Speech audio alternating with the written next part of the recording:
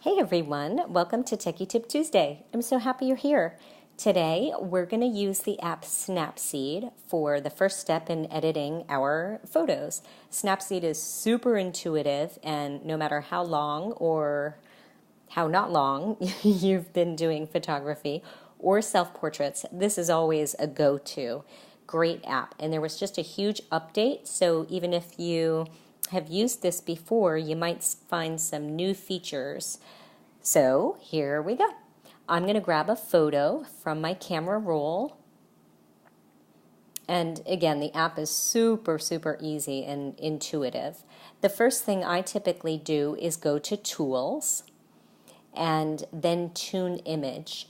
This allows me to make the basic adjustments that I want as far as coloring, and so I'll show you that when you hold on the screen, up pops this menu, which you can control the brightness by scrolling right or left. And so just kind of fine tuning, like it says, tune image. You're just tuning the image where you want it to be. I love the contrast feature. So if you just look on, let me move my finger out of the way. You can make it super contrasty, less contrasty, whatever fits your mood. So much of the time, I have no idea what I'm doing until I get to this place in Snapseed and just start playing with it. So there's a great saturation tool, and sometimes I love like a desaturated look. So just know that that's an option too. And then you'll begin to feel like what you gravitate towards and what your tendencies are. I always think that that's pretty fun to look at. And so then when you find a look that you like, you can either click the check on the right-hand side, or if you hate it, click the X and then start again. So there's that tune image. Hold on the toggle thingy and scroll left or right to adjust. And so I'm just, for the sake of moving on, I'm going to hit the check, and then I'm going to keep exploring in these menus. There's a details, which adds structure. I guess I have to hit it. So if you hit on the details, this will really pop out some of the finer details in the photos. Sometimes I love this, but on skin and faces, it's not really that useful. So I'm going to just show you that and back out of that. You can adjust things like white balance. I'm of course not going to go through each one of these. You can figure it out.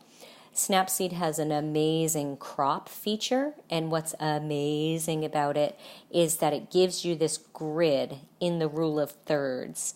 And we'll talk about that as we go through the course, and just as far as composition goes.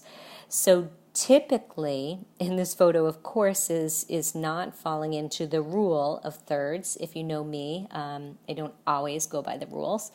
But say for the rule of thirds, if you were going by it and looking to really get an eye in that grid line to make a really strong composition, you can use the grid that's allowed on the crop tool. And so I'm going to click out because I already did crop this. And mine, I ended up the original. So typically you don't always want a centered image, but this one just happened to work for me like that. So just know that all of these crop options are available, and that this is one of the ways that I love to work with images. I love to see, like, oh, would that be something cool? Is that something cool? Or is the whole image as a whole what you're going for? So you can rotate a picture, and if you just click on the button that says rotate, if you have an image that needs to be, for some reason got switched the wrong way, or you just want to see it the other way for whatever reason, and again, if that's good, hit the check. So you can see all of the different options. There is a Glamour Glow, which has like more filters And again, just clicking on each of these, you might discover some sort of look that adds to the image, like that's kind of cool, and adds to the mood that you're looking for. If you hold on any of these options, once you get to the main function, swipe right or left to adjust. I'm just going to click out of it. And then for this one, I think I ended up using a Noir film. Yeah, I used something like that, and then adjusted it by holding on the screen and adjusting the brightness.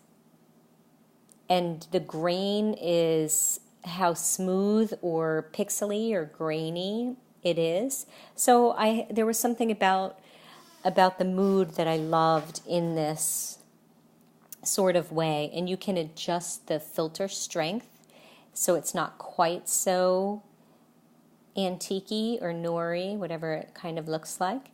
And so hit the check. And then I'm going to go back and just fine-tune it. Maybe I want a little bit more contrast. Yeah, that looks better. And so that's just a little bit of a starting place for you, the main features of it. It also has a great black and white and all of these different variants of black and white, some being darker, some being more grainy. And in the black and white one, there's also this little circle that fine-tunes the colors even more. And so whatever I did on that one really gave it a lot of grain. And I'm going to stop there with that. And, oh, going crazy. But I did want to point out that on looks, I'm going to, let's see, let me close out. Oh, okay, so if you ever want to revert back, hit this one. It's a square with an arrow up in the top, and then if you hit that, it says undo, and then you can undo until it gets back to the main photo, the original starting point.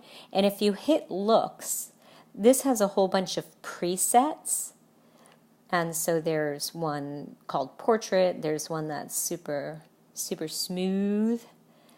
And these you can't adjust per se. These are presets.